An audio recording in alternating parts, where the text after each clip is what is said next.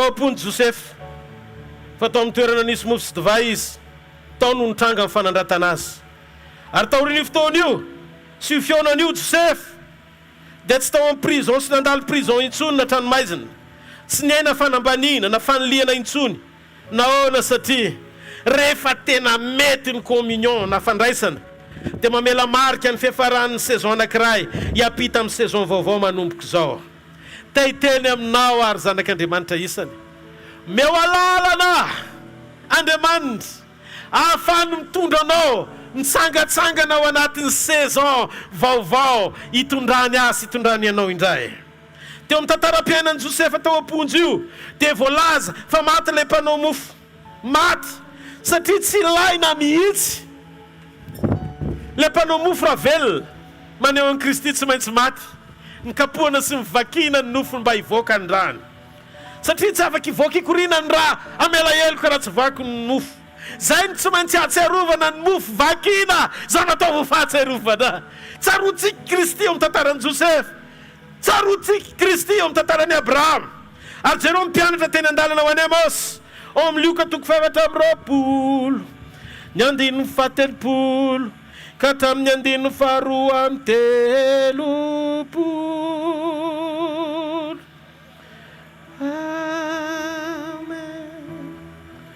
Ovakitsika ny teny ao amin'ny Lioka 7:20, ny andininy fahatelopolo ka hatramin'ny andininy faharoa amby telopolo. Ary raha niara-nipetraka ninona teo aminy izy dia nandray ny mofo ka nisaotra dia namaky sy nanolotra azy, dia nahiratra ny mason'ireo ka nahalala azy fa izy kosa dia tonga tsy hitany. Dia niresaka ireo hoe tsy nangorakoraka va ny fontsika raha niresaka tamin'itsika teny an-dalana izy. Ry havana malala ao amin'ny Kristy Jesosy, rehefa vaky ny mofo dia nivoaka ny raha dia tsy maintsy nanomboka ny seho ny fiovana ao anaty saison salobona ho amin'ny fahiratany maso.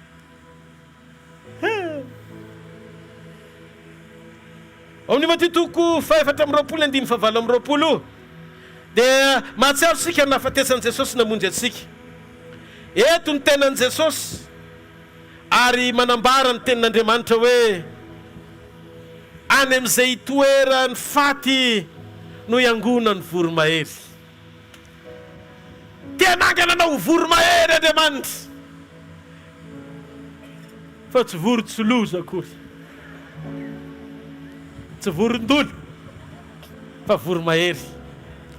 Tao amin'ny nahafatesan'i Jesosy no nisotomany voromahery maro ihinana ny nofony, ary mahatonga ny voromahery afaka miongobolo any anaty grotte. Rehefa antitra izy dia mitoetra any anaty grotte mandritry ny volana vitsivitsy, tsy mihinan-kanina fa mivelona avy amin'le nofo sy raha hohaniny mata. Mbola mety mihetsiketsika akory le biby dia efa hohaniny le izy, zany hoe mihinana fiainana izy dia miofo izy. Ary rehefa miofo ny voromahery ka mivoaka avy any anaty grotte zay iafenany dia tsy fantatra hoe voromahery mbola tanora iny sa antitra, satria ambadika le fiofony volo dia lasa ohatry ny tanora kely izy mivoaka avy any nefa mety efa antitra. Ny antony ao anatin'ny fihinanany voromahery nofotra velona dia miampita ny fiainany. Nofotra nohaninao tsy nofotra maty fa nofotra ilay velona mandrakizay. Ianao le voromahery ny asaininana ny nofony sy sotro ny rany ary iampitany ny fiainany ao anatinao. Niala tamin'ny saison'ny olona tsotra ianao nampidiriny eo amin'ny vanim-potoanany zanak'Andriamanitra. Halleluja!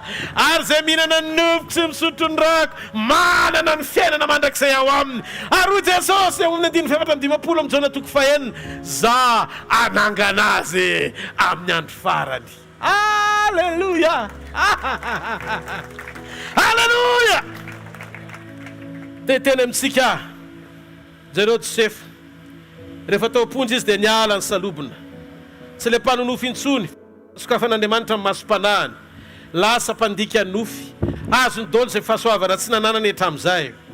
izy mirahala teny amin'ny lalany Amosy rehefa mivakina mofoka nandray dia niratra ny masony nahalala hoe Jesosy io, ary miena ny filanao ny afo amin'izay zavatra rehetra tokony hanapiny anao rehefa tsara ny fiombonanao na communionao amin'Andriamanitra. Izay nilany an'i Jakoba fa tsy nananany no nomeny n'Andriamanitra azy. Jakoba ray ny nanana an'izany fa izy tsy nanana an'izany, fa nomen'Andriamanitra azy zany rehefa tonga ny communion. Ka rehefa tsara ny communion dia miena ny fitotonao hitady ny afo, fa mitombo ny fiombonanao hitady an'Andriamanitra ao amin'ny fanamasina. Amen. Ao antsika manova saison Andriamanitra, manova vanim-potoana izy fa tsika ny mila tsara communion aminy. Vonina venao ho avy izy ary maika izy ny fakahita aminao, mitoera tsara, mijoro tsara, mivavaka azy amintsahatra toy izy ny fifantohanao aminy. Ho avy izy anova ny zavatra rehetra afa mihitsy rehefa izay lazainy no ataonao afa mihitsy rehefa miombona aminy ianao, ary afa mihitsy ny fitondrany ianao ao anaty communion. Tsy resy lahatra amin'izany nitsangany amin'ny toerana misy ianao dia fofany amin'ny lanitra ny tananao, misaora azy amin'ny fonao manontolo, misaora azy amin'ny fonao manontolo. Andriamanitra, ianao ilay mampianatra anay andeha sy zotra amin'ny karazam-piainana,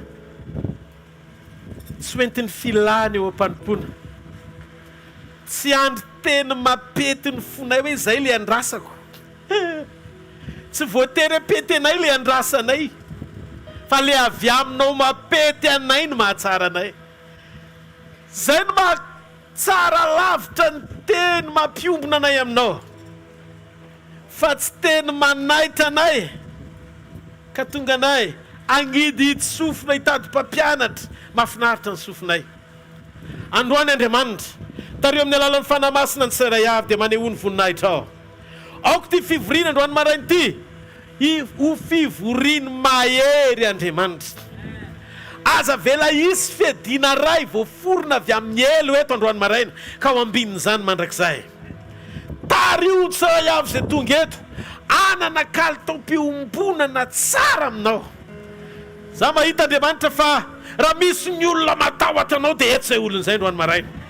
Le izy tsy faniriana hoe mba ho tsara intsoly, fa fiainam-pahatsarana efa iainana ao anaty toe-panahy tena mahatahotra anao na amin'ny zavatra faran'izay bitika sy kely indrindra azy satria miombona aminao. Raiko amin'ny anaran'i Jesosy. Matoy Abimeleka mivanginao, avy tsory le vehivavy ao an-tranonao, fa vadin'ny olona io, mba tsy tiako ianao hanota amiko, fa raha manao an'izay ianao ka manao forsina dia ho faty ianao. Ka i Andriamanitra sary-piara ny fiainana Abimeleka misy ifandraisany amin'ny toetrany Abimeleka, satria rehefa tsy anaiky Abimeleka fa tia loatra tsara dia arahandry aminy izy.